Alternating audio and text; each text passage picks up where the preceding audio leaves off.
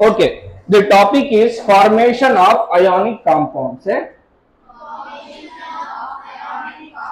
Formation of ionic compounds. So, short में what are ionic compounds? Compounds which have ionic bonds. What are ionic bonds? Bond formed due to the sharing of electron.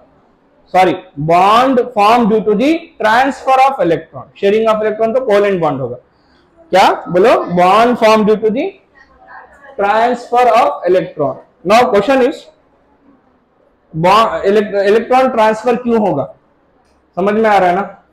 Electron share होता है, कभी कभी transfer होता है, कभी कभी pair of electron एक जगह से दूसरी जगह जाता है. क्यों ऐसा सब होता है? ओके, तो इसके बारे में डिस्कस में तब पढ़ेंगे जब when we will start this chapter. Now for a time being because we have a doubt, इसको शॉर्ट में समझते हैं. There you are disturbing. Okay, तो लिसन हियर, बस इतना याद रख लो कि पूरे पीरियोडिक टेबल में जो 18th ग्रुप एलिमेंट्स हैं उनको हम स्टेबल एलिमेंट्स बोलते हैं. क्या बोलते हैं? Stable element. इनका एक और नाम है noble gases. 0 group element, 18 group element, inert gases, rare gases, सब इनका नाम है. Rare gases, noble gases. Okay, inert means non reactive. They are non reactive because they are stable. Why they are stable? एक question, why they are stable. Second, one more sentence here, you remember, all these elements try to attain the stability, try to gain the. तो जितने भी elements हैं वो कोशिश करते हैं कि हम भी क्या हो जाएं? स्टेबल हो जाएं. ओके, इट साइंटिस्ट ये भी बोलते हैं कि दुनिया की सारी चीज स्टेबिलिटी की तरफ मूव हो रही है. दुनिया की सारी चीज किसकी तरफ मूव हो रही है? स्टेबिलिटी की तरफ. अंडरस्टूड? तो ये सारे एलिमेंट्स कोशिश करते हैं कि हम भी क्या हो जाएं? स्टेबल हो जाएं. और ये जो 18th ग्रुप हैं वो ऑलरेडी क्या है? स्टेबल है. तो फर्स्ट क्वेश्चन, ये क्यों स्टेबल है? ओके, तो इसका आंसर ये है कि इनके आउटर मोस्ट शेल में, किसके? नोबल गैसेस के आउटर मोस्ट शेल में 8 इलेक्ट्रॉन्स होते हैं. कितने इलेक्ट्रॉन्स होते हैं? बिकॉज सब में 8 होते हैं एक्सेप्ट हीलियम. बिकॉज हीलियम का एटॉमिक नंबर सिर्फ 2 है, तो हीलियम को छोड़कर जितने भी एलिमेंट्स हैं इसका अगर तुम क्या लिखोगे? इलेक्ट्रॉनिक कॉन्फ़िगरेशन लिखोगे तो आउटर मोस्ट शेल में कितने इलेक्ट्रॉन्स आएंगे? अब 8 इलेक्ट्रॉन को हमने कहा ऑक्टेट इलेक्ट्रॉनिक कॉन्फ़िगरेशन या स्टेबल कॉन्फ़िगरेशन. क्या कहा? ऑक्टेट कॉन्फ़िगरेशन या स्टेबल कॉन्फ़िगरेशन. समझ में आ रहा है ना? अब अगर किसी को इसके जैसा बनना है, इसके जैसा 18th ग्रुप वालों के जैसा बनना है, तो उनको भी क्या करना पड़ेगा? स्टेबल. यस, उनके जैसा बनना है तो उनके आउटर मोस्ट शेल में 8 इलेक्ट्रॉन्स होने चाहिए. अगर कम है तो गेन करेंगे, ज्यादा है तो डोनेट करेंगे. समझ में आ रहा है ना? Understood? This is the reason why the elements will either take the electron और गिव अप द इलेक्ट्रॉन और lose the electron. Why? To gain the stability और to gain the octet configuration, because octet configuration is a stable configuration. समझ में आ गया? अब वो electronic configuration वो सब अभी मैं तुमको नहीं सिखा रहा हूं, वो ऑलरेडी पढ़ा चुके हैं, या फिर मेटल्स एंड नॉन मेटल्स में आएंगे तो एक बार फिर समझा देंगे वहां पे. Okay, clear? तो on this basis we will learn the formation of first compound NaCl, sodium chloride. So we have seen that might be you have studied this. Sodium is a very reactive element. Yes or no? It will react with oxygen to form metal oxide. It will react with water to form metal hydroxide, and both are exothermic reaction. It catches fire. So we'll keep the sodium inside the immersed inside the kerosene oil. क्या मतलब? इतना ज्यादा लड़ाकू है ना, सबसे लड़ते रहता है, परेशान है, बाहर निकलो लड़ाई, घर में जाओ लड़ाई। तो आखिर में इसको बेड़ी वेड़ी डालकर यानी चेन वेन डालकर इसको जेल में रखते हैं। इसका जेल है केरोसिन, केरोसिन के अंदर डुबा कर। वो खुद परेशान है, मैं इतना क्यों लड़ता हूं। समझ में आ रहा है ना? अब देखेंगे क्यों लड़ता है। अच्छा, सोडियम का एटॉमिक नंबर है 11। इसका नियरेस्ट नोबल गैस होगा नियॉन, करेक्ट ना? Helium, neon, argon, krypton, xenon, radon. 2, 10, 18, 36, 54, 86 और 84, चेक इट, 86, करेक्ट? तो सोडियम का एटॉमिक नंबर है 11। इसका नियरेस्ट कौन है? नियॉन, जिसका एटॉमिक नंबर है 10।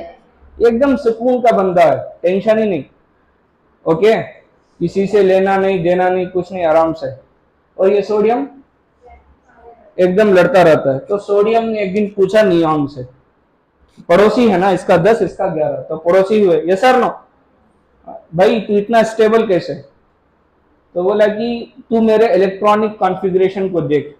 इसके इलेक्ट्रॉनिक कॉन्फ़िगरेशन को देखेंगे तो ये होगा 1s2, 2s2, 2p6, k shell, l shell, k में 2 इलेक्ट्रॉन, l में 8 इलेक्ट्रॉन। इसका इलेक्ट्रॉनिक कॉन्फ़िगरेशन होगा 1s2, 2s2, 2p6, 3s1, k shell, l shell, m shell, k में 2, l में 8, m में 8। ये काफी एग्जैक्टली तेरे जैसा ही है, बट एक डिफरेंस है, मेरे पास एक इलेक्ट्रॉन ज्यादा है जो एम शेल में। तो नियॉन ने कहा बहुत इजी है, ये किसी को दे दो, मेरे जैसे बन जाओ। समझ में आ रहा है ना? अब सोडियम सबको पुकारता फिर रहा है, किसी को इलेक्ट्रॉन की जरूरत है क्या? मैं देने वाला हूं। Okay, he is shouting, anybody needs what? Electron. Okay, clear? याद रखो, अगर अभी दिया नहीं है वो, अभी तो पुकार ही रहा है, अगर सोडियम एक इलेक्ट्रॉन को लूज कर दे, एक इलेक्ट्रॉन अपना निकाल दे, तो ये बन जाता है Na+। क्या बन जाता है? कैसे आया सर प्लस चार्ज? ये लेकिन सोडियम का एटॉमिक नंबर 11 है, इसका मतलब इसके पास 11 इलेक्ट्रॉन्स हैं और 11 प्रोटॉन्स हैं। इलेक्ट्रॉन नेगेटिव चार्ज होता है, प्रोटॉन अभी 11 और 11 आपस में न्यूट्रलाइज होते हैं, करेक्ट ना? जब ये एक इलेक्ट्रॉन दे देगा तो कितने इलेक्ट्रॉन बचेंगे? 10 इलेक्ट्रॉन और प्रोटॉन कितने? यानी एक पॉजिटिव चार्ज ज्यादा है, वही पॉजिटिव चार्ज को यहां पे लिखते हैं plus charge. Understood? Any doubt in this? अगर सोडियम एक इलेक्ट्रॉन दे देगा कंप्लीटली तो बनेगा क्या? Na+। ये सोडियम की कहानी है, इसको एक साइड रखो, क्लियर? अच्छा, लेविस करके एक साइंटिस्ट है, इसने इसी चीज को डॉट की मदद से समझाया है, जिसको हम कहेंगे लेविस डॉट स्ट्रक्चर्स। ठीक है, तो बस आसान है, वो बोलता है कि आउटर मोस्ट शेल में जितने इलेक्ट्रॉन्स होंगे उतने डॉट्स डाल दो। तो आउटर मोस्ट शेल में कितने इलेक्ट्रॉन्स? एक इलेक्ट्रॉन, तो सोडियम लिखकर एक डॉट कहीं पे डाल दो, तो ये डॉट स्ट्रक्चर बन गया है किसका? सोडियम का। समझ में आ रहा है? Any doubt? अब बात करेंगे क्लोरीन की। क्लोरीन का एटॉमिक नंबर है, ये लगभग सोडियम के जैसे ही है, हाईली रिएक्टिव है। इसका भी पड़ोस है कौन? आर्गन, जिसका नाम है, जिसका एटॉमिक नंबर है 18। इलेक्ट्रॉनिक कॉन्फ़िगरेशन होगा 1s2, 2s2, 2p6, 3s2, 3p6, k shell, l shell, m shell, k में 2, l में 8, m में 8। क्लियर? और इसका इलेक्ट्रॉनिक कॉन्फ़िगरेशन क्या होगा? 1s2, 2s2, 2p6, 3s2, 3p5, correct? This is our k shell, l shell and m shell. 2 electron, 8 electron, 7 electron. अब ये chlorine argon को देखता है, एकदम स्टेबल है। स्टेबल मीन्स ये rich peoples. Okay, rich peoples क्या करते हैं, ज्यादा अमीर जो होते हैं, कभी लड़ाई लड़ते देखा उनको रोड पे मारा मारी? कभी नहीं, वो लड़वाते हैं। ओके, कभी लड़ते नहीं, they are most stable peoples, किसी का लेना भी नहीं है, किसी का देना भी नहीं है। Are you getting it? तो इसी तरह ये है ना, इनको अमीर बोलेंगे हम पीरियोडिक टेबल में। These are what, very much what, Ambanis, Tata Birla Ambanis, these are, ये सर नो। तो ये क्लोरीन बेचारा आर्गन से पूछा, भाई मुझे भी थोड़ी अमीरी दे दे, ये sir no, I am very much what, reactive, make me stable. तो आर्गन कहेगा भाई I can not make you, you yourself can, okay, make yourself what, stable, just see that outermost shell should have what, 8 electrons। तो इसके outermost shell में कितने electrons हैं? 7 electron है। तो अब ये पूछेगा सबको, भाई कोई है जो इलेक्ट्रॉन देगा? ये चिल्ला रहा है क्या? कोई है जो इलेक्ट्रॉन, इमेजिन करो दोनों आ गए साथ, तो ये बोल रहा है लेगा, ये बोल रहा है देगा। Are you getting it? हाँ, तो दोनों के बीच में दोस्ती बनेगी, इसी दोस्ती का नाम होता है बॉन्ड। समझे? अंडरस्टूड? अच्छा, अकॉर्डिंगली लिसन हियर, अगर क्लोरीन एक इलेक्ट्रॉन ले लेता है तो इसका रिवर्स हो जाएगा ना, यस सर नो, इसके पास एक नेगेटिव चार्ज ज्यादा हो जाएगा, तो उसको हम बोलेंगे Cl minus. Anything which have a positive charge, any species with a positive charge are known as cations and species which are with negative charge are known as anion. तो ये cation है, ये एनायन है। और एक याद रख लेना, अब जो इलेक्ट्रॉन देता है, इलेक्ट्रॉन देकर बनेगा पॉजिटिव, इलेक्ट्रॉन लेकर बनेगा नेगेटिव। और इसका डॉट स्ट्रक्चर लेविस कैसे समझाएगा? ओके, 7 डॉट्स चाहिए, राइट? तो दोनों जगह डॉट डॉट लिख के कंफ्यूज हो जाओगे, इसीलिए इधर मैं क्रॉस मार्क डालता हूं, 1 2 3 4 5 6 7, ये इसका डॉट स्ट्रक्चर हुआ। यहां तक कहानी हुई, राइट? Yes sir no? अब ये दोनों किसी के पार्टी में गए थे और मिल गए साथ, ओके, इसने उसको देखा, उसने इसको देखा, और रेस्ट आपको पता है। Yes sir no? अच्छा, ये दोनों गए पार्टी में, देख लिए। अब यहां देखो, दोनों तरीके से बना सकते हैं बॉन्ड, या तो पॉजिटिव और नेगेटिव से, या फिर डॉट से। तो डॉट स्ट्रक्चर से ऐसे बनाएंगे, सोडियम के पास एक डॉट है, यस सर नो? ये रिएक्ट हो रहा है किसके साथ? क्लोरीन के साथ, जिसके पास कितने डॉट्स हैं? 7 हैं, 1 2 3 4 5 6 7। ये अपना डॉट देगा इसको, और इसको वैसे भी जरूरत है, वो क्या करेगा? ले लेगा। जैसा ही लेगा तो लेकर दोनों के बीच में अब एक बॉन्डिंग हो जाएगी, उसी बॉन्ड को बोलेंगे आयोनिक बॉन्ड। और जैसे ही वो दिया, बन गया Na+, करेक्ट ना? इसका डॉट नहीं रहा, और ये बन गया क्या? Cl-, और इसके पास अपने डॉट्स तो है ही, और इसके साथ साथ एक डॉट किसका है? सोडियम का है, उसको भी लिखना है आपको, ये डॉट सोडियम का। तो बस ये बन गया sodium chloride.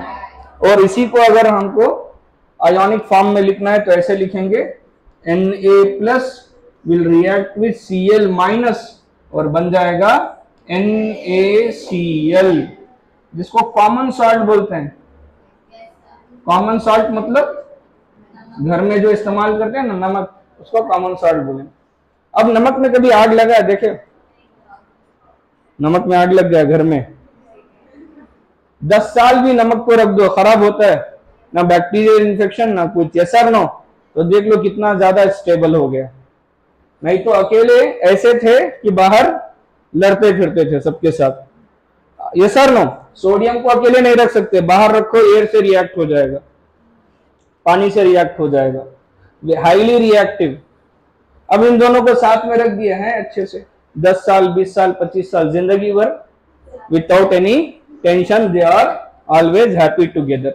So this is the formation of what? Sodium chloride. Okay, I will stop.